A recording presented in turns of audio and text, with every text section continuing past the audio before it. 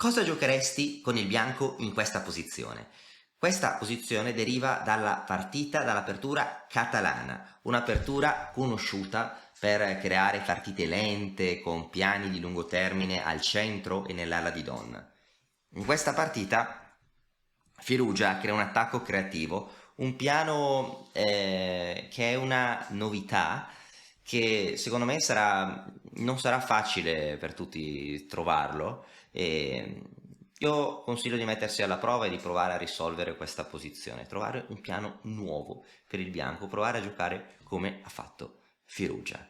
Per chi vuole può mettere in pausa il video, se no andiamo a vedere insieme la soluzione, vediamo insieme la partita dall'inizio.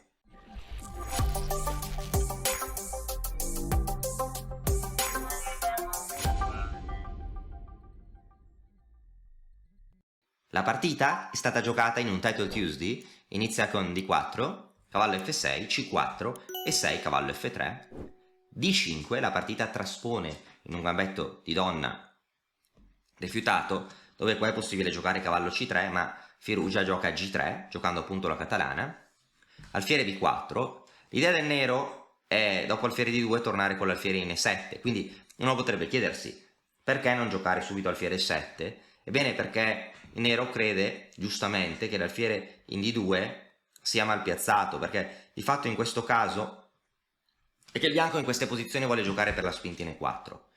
Però preparare 4 con cavallo C3 in un futuro lascerà in presa C4, quindi il bianco ora giocare, dopo aver arroccato, cavallo D2, donna C2 ed E4, questo è il sogno del bianco. Per questa ragione, alfiere B4, diciamo che invoglia il bianco a giocare alfiere D2 occupando quindi la casella ideale per il cavallo e l'alfiere torna indietro e l'alfiere del bianco sarà quindi probabilmente di nuovo costretto a spostarsi per sgomberare la casa di 2 al proprio cavallo. Questa è l'idea del nero. Il bianco, ok, continua con alfiere C2, arrocco. Ora il bianco gioca donna C2. Normalmente si arrocca corto. Firugia gioca donna C2 e potrebbe sembrare un'inversione di mosso.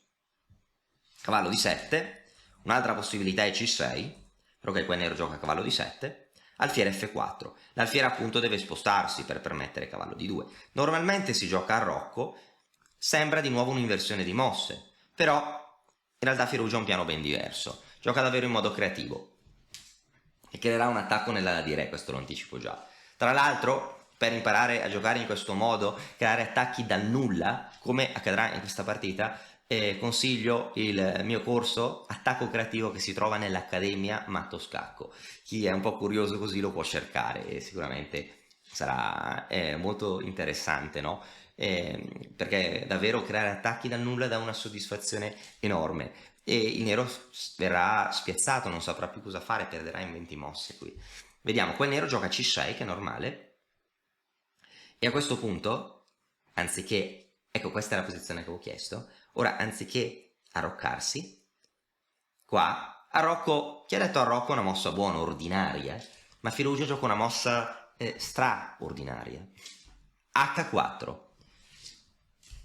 mossa interessantissima. Qual è l'idea di H4? L'idea di H4 è rimanere flessibile. Il bianco vuole sempre giocare cavallo di 2 o C3, a volte anche dando il pedone C4 a arroccare lungo, e a volte giocare per E4, a volte giocare H5, H6, però più che altro si vuole dare questa casella al cavallo, oppure se il bianco giocherà cavallo E5, poi continuerà a guadagnare altro spazio con i pedoni, con G4, G5, travolgendo l'ala di re del nero. E è davvero una mossa interessantissima. E a questo punto nero gioca H6, sembra un'idea utile per prevenire il cavallo del bianco, per prevenire che il cavallo bianco vada in G5, però questa idea non previene nulla perché, come vedremo, nonostante H6 il cavallo bianco potrà piazzarsi in G5 lo stesso, perché la presa in G5 comporterà l'apertura della colonna H con un attacco terrificante da parte del bianco. Ecco, ora il bianco termina lo sviluppo. Il bianco non ha paura di cedere il pedone in C4. Il bianco non interessa, su D per C4 penso che il bianco volesse arroccare e ora ha due piani. Piano numero 1, mettere il cavallo in E5, prendo anche la diagonale all'alfiere, e poi accingendosi a giocare G4, G5, entrando in contatto con la struttura nera, prendo le colonne H, G, creando poi un attacco devastante. L'altro piano, dopo di per C4 alla Rocco, deve essere, un piano più innovativo, a parte cavallo E5, G4, G5, l'altro piano deve essere, cavallo G5. Il cavallo non si può prendere, si vuole giocare 4 E5. Si può prendere, ma si apre l'H.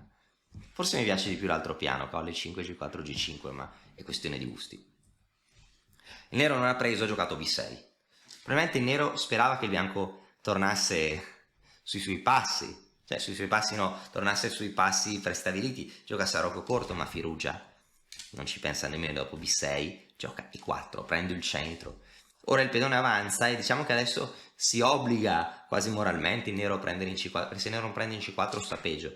Se il nero prende in E4 sta peggio e basta. Poi il bianco sta meglio su tutta la scacchiera, più centro, attacca C6, attacco sull'ala di re, maggioranza centrale, il nero non ha gioco. Se il nero non fa nulla potrebbe anche seguire E5, il bianco attaccherebbe gratis. Il nero decide di prendere il pedone in C4, però a questo punto il nero ha ceduto il centro, il bianco rocca a lungo. E ora il bianco ha davvero un gioco devastante, proprio il bianco sta totalmente dominando la posizione. A questo punto ormai il dado è tratto, il nero prova a giocare B5 per rimanere con un pedone in più. Peccato che ora Firugia creerà un attacco decisivo e non lo fa tra l'altro nel modo migliore. Come giocare qui? Sei alla ricerca di una scacchiera in legno professionale? Vienici a trovare su mattoscacco.com, scoprirai le nostre scacchiere artigianali da torneo. Firugia gioca a D5, che va bene, ma secondo me non è il modo più forte di giocare. Allora, come si spiega nel corso attacco creativo? Un attacco ha possibilità di successo quando il numero degli attaccanti è maggiore rispetto al numero dei difensori. Secondo me era meglio qua giocare E5 per scacciare il cavallo da F6, che il cavallo in F6 è il principale difensore dell'arrocco nero. E a questo punto, se il nero gioca per esempio cavallo D5, portando il cavallo nell'avamposto centrale, il bianco gioca cavallo G5, 2 punti esclamativi, il cavallo in presa, ma il punto è che si minaccia matto e non si sa bene come parare tale minaccia, e che per esempio su F5 è possibile cavallo per E6, guadagnando un pedone, guadagnando poi la qualità e il bianco vince, per via del materiale in più. In caso di G6, penso che il bianco può vincere anche con cavallo per E6, con attacco su donna e torre. Se la donna si sposta si prende in F8 guadagnando la qualità con vantaggio materiale decisivo. Su F per E6 segue donna per G6. Ora il bianco minimo ha lo scacco perpetuo, però penso che il bianco debba vincere qua anche con mosse come, non so, alfiere E4 per esempio. Ora questa minaccia sembra molto difficile da parare, no? Come si para il matto? Su torre F5 per provare a parare il matto potrebbe seguire, non so, donna H6, re G8 e ora minimo donna per E6, con l'idea di guadagnare la torre secca. Ora se la torre torna in F7 il bianco probabilmente vince in vari modi, come cavallo per D5, C per D5, alfiere per D5. Con attacco doppio sulle due torri il bianco vari pedoni in più guadagnerà anche la qualità o la torre secca e vince. Cavallo per E5 genera un attacco di scoperta e difende la torre, ma il bianco prende la donna, la partita stravinta, vari pedoni in più, le due torri in presa. Il re nero è anche debole, il bianco vincerà la partita in breve. Quindi qua E5 era devastante, avrebbe vinto probabilmente. E se nero avesse accettato il regalo, che H per G5, minacciando matto, il re nero non può scappare. Se si gioca F5 per chiudere la diagonale, G per F6, rimuove il pedone e rinnova la minaccia di donna H7 che vince. Si minaccia l'alfiere, su G per F6 segue donna H7 matto. Il nero qua ha giocato avrebbe potuto giocare G6, ma qua il bianco potrebbe vincere con cavallo E4 per portare il cavallo in attacco. La posizione del nero è persa. E che per esempio su re G7 per giocare torre H8 il bianco vince portando il cavallo in F6, fortissimo. Se vuole giocare torre H7 matto, e se si prende in F6 si perde perché il re deve tornare indietro, il bianco vince in vari modi, per esempio alfiere H6 G7 e poi dare matto, o anche torre H6 minacciando torre H1 e matto, minacciando forse anche torre per G6 e matto, no? Su cavallo per F4 forse si potrebbe ignorare il cavallo, si può anche mantenere lo status quo e si minaccia sempre torre H1 o matto. Il bianco vince la partita. Ormai è troppo tardi per il nero. E su cavallo F6 il tentativo torre H8 non salva, torre per H8, donna per H8, torre H1, arrivano i rinforzi. Se la donna si sposta e va per esempio in D8, vince torre H7 decisiva, perché sull'F8 non si è dato matto ma si guadagna la donna, il bianco ha attacco, materiale in più e vincerà la partita. Quindi qua Firouzja avrebbe già potuto concludere la partita con E5, però che ha giocato D5 per aprire il gioco, comunque va bene. Per D5, per D5, per D5, Nero accetta la sfida, ha momentaneamente 2 pedoni in più, e il bianco continua il regalo cavallo G5. Il punto è che il cavallo è tabù, perché se il cavallo si prende, H per G5, ora si apre la colonna H, l'attacco è troppo pericoloso, c'è pressione su F6, il cavallo non può muoversi, e su D5, il bianco alla lunga vincerà la partita, e, beh, o alla corta, no? E un paio di mosse precise, il bianco vince. Il nero gioca quindi alfiere B7, ora il bianco inizia a incassare. Notare che prendere il cavallo è sempre troppo pericoloso, di fatto il nero presto lo prenderà e poi perderà la partita. Notare che il bianco minaccia alcune scoperte, prendere F6 o E7 con scoperta sull'alfiere, quindi il nero che non può catturare in D5 con il cavallo per il matto, gioca alfiere per D5. Bianco gioca alfiere per D5, ecco, e ora il punto è che il bianco ha un attacco devastante. Perché il bianco ha un attacco devastante? Allora, il bianco sta minacciando di guadagnare la qualità, non solo con la qualità, per esempio se la donna si sposta, è una mossa a caso, si prende la qualità, ma è di più della qualità perché poi cade di 7, il bianco vince. Perché vince? Perché non si può mai muovere il cavallo da F6 per via del matto. Ora il bianco ha la torre in più e sta attaccando E7.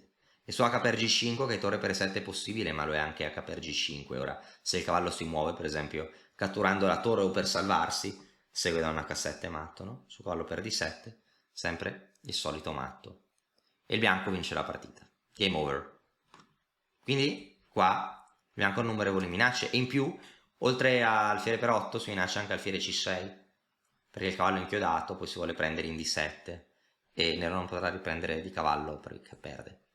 Non ci sono difese per il nero. Tra l'altro se il nero prova a giocare G6 perde. Per donna per G6 il pedone F è inchiodato. Inchiodatura assoluta. Per G6 legale, su Re H8, donna per H6 vince. E qua per esempio si può vincere con varie mosse. Per esempio alfiere per F7 vince. Si toglie la casa in G8 al re nero e si minaccia donna H6. Su cui se il nero para con il cavallo segue donna per H7 matto e su torre per F7 segue il cavallo per F7. Vincendo la partita. Spettacolare, no? Devastante. Quindi il nero non ha provato nemmeno a giocare G6, ha deciso di eliminare il pezzo attaccante del bianco, ora segue H per G5 e ora si rinnovano le minacce. Se attacca F6 il cavallo non può muoversi, non può né catturare in D5 né muoversi per via del matto in H7. G6 come sempre non è possibile per donna per G6 matto. Nero gioca donna B6. A questo punto il bianco avrebbe potuto vincere con G per F6 e ora se il nero cattura con un pezzo diverso dal cavallo segue il matto, su cavallo per F6 il bianco potrebbe vincere con l'eliminazione del difensore. Però il bianco gioca in modo più semplice, gioca una mossa silenziosa, torre H2. L'idea era doppiare le torri lungo la colonna H e dare matto, si vuole dare matto in H8. Notare che G6 non funziona mai, ancora per l'ennesima volta, donna per G6 matto, su cavallo per D5, donna H7 matto. La posizione del nero si fa critica, il nero sposta la torre per fuggire con il re, ma ormai torre H8 arriva. Si minaccia torre H8 matto, il nero prova a fuggire, su cavallo per D5 no matto, il nero prova a fuggire, siamo alla mossa 20, dopo 21 torre H8, il nero alla fine abbandona. Perché il nero abbandona? Il nero avrebbe potuto parare lo scacco con il cavallo, ma dopo cavallo G8 il bianco vince. Il bianco da matto in 3, sapresti trovarlo? Torre per G8, re per G8, donna H7, re F8, donna H8 matto, il re non può scappare, l'alfiere gli blocca la fuga. Una partita stupenda, il bianco ha vinto in più o meno 20 mosse, a partire da una catalana che è un'apertura molto lenta, un'apertura lungimirante per giocare di strategia nell'ala di donna, eppure il bianco ha vinto in 20 mosse nell'ala di re. La partita è fantastica, un piano nuovo, Spero che questa partita sia piaciuta, e chi è interessato e vuole approfondire il discorso su come attaccare può guardarsi il videocorso sull'attacco creativo. Ci vediamo presto con altri video, alla prossima!